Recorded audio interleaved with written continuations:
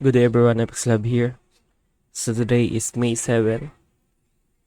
So last day, I broke a lot of my rules over trade.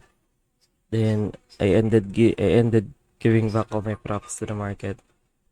So right now, I'm only gonna trade from now on. I'm only gonna trade 1 trades a day, and so I also made this checklist to help me in my trading.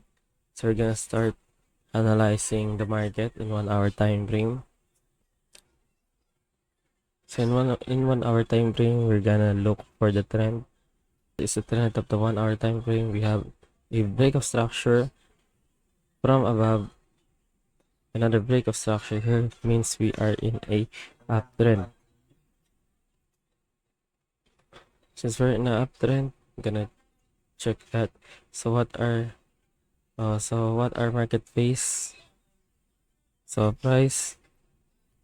We're gonna put our Fibonacci here. Up. So price just retraced to 38% level, rejected at that level, and now going up. That means in uptrend, we are in expansion. The price is expanding.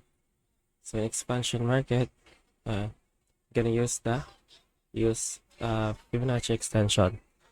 So gonna use Fibonacci extension. So gonna use the Fibonacci extension from this low to this high and to this low. So we just broke 23% level, 19,944 level, expecting price to reach 50% of this Fibonacci extension at 2240 level. So what's our final bias? We are in an uptrend. Are we selling the retracement? Price already retraced and now going up for expansion. So we're buying the expansion. So our final bias is buying. So we only look for buy.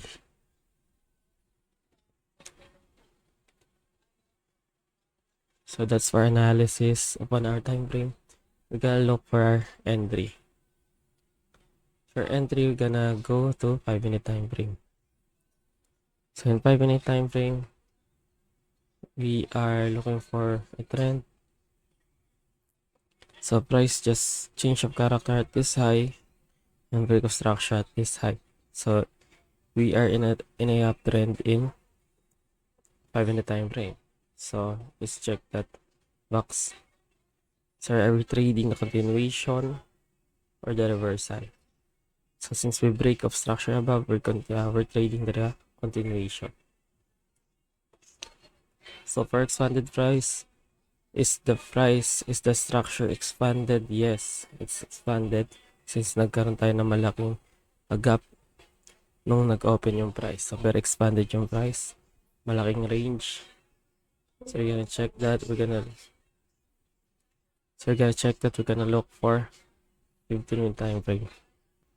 So in 15-minute time frame, we have a big fair value gap at this area.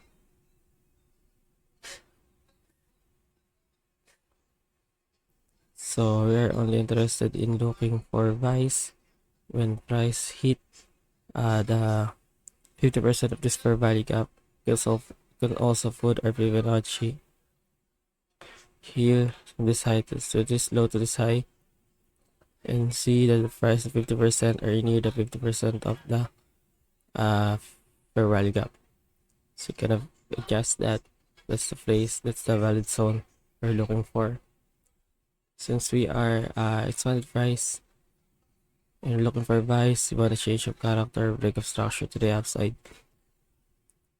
But we also want price to reach this fair value gap. So for the scenario, if we break this low, we are changing character to the downside, then reach this fair value gap. That means our fair value, our structure, 5-minute price structure is downtrend. So we gonna wait for that change of character again to the upside. So if price break this high, which is totally possible. Break this high, it means price break of structure to the upside, it means a continuation. Then I'm gonna look for a continuation trade, break of structure. Since break of structure, gonna look for a continuation trade, and then trade that buy. So if price reach this fair value gap, the mega structure is going to change in character to the downside, and then so that's why we're gonna wait for that change of character again to the upside. But if price break this high, we're gonna continue to look for continuation of the market. Then we're gonna enter the buy from the valid zone. So right now, what we're going to do is to wait. First, we want to wait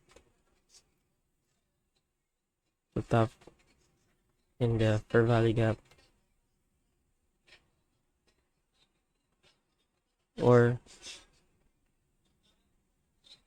wait for every of structure at 20.048 level. So we're gonna wait for that.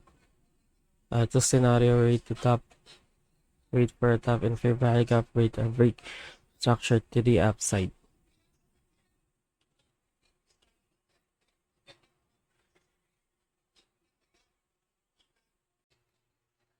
So update, time check is 9:14 Asian session.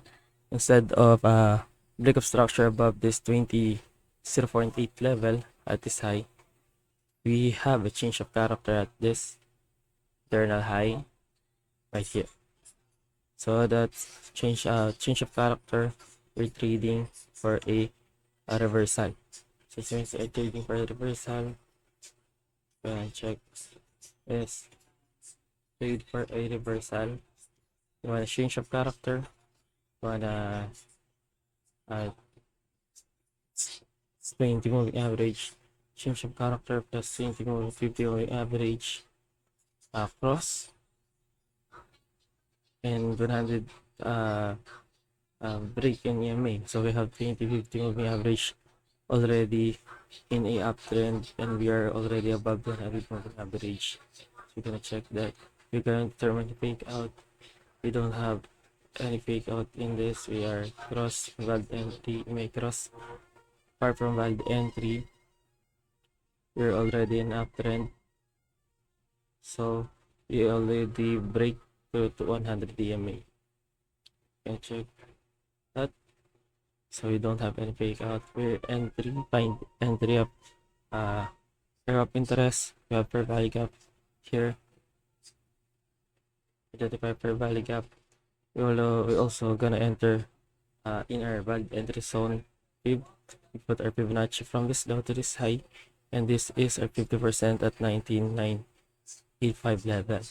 So we have this fair value gap here below 50% level, which is a good entry zone. You can take entry at this fair value gap. We're gonna check that box. Entry SL plus 500 points. Gonna enter. Our SL is supposed to be at this low of this candle that created this fair value gap.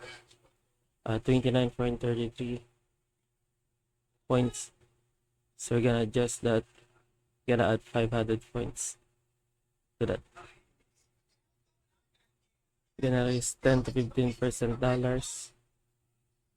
Already put my limit order $10 to $15, and target the 1:3 or $30.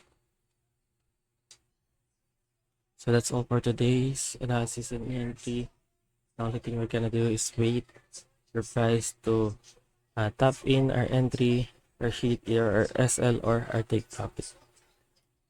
So that's for today's analysis and video. I'm gonna post the result later.